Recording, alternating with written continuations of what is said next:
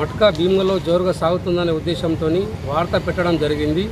ఆ వార్త లైవ్ కావడంతో సిపి గారు, గౌరవ సిపి గారు కూడా దాని మీద యాక్షన్ తీసుకొని మట్కా ఆడిపిస్తున్న ఏజెంట్లను తీసుకొచ్చి లోపలేసి శిక్షలు విధించడం జరిగింది.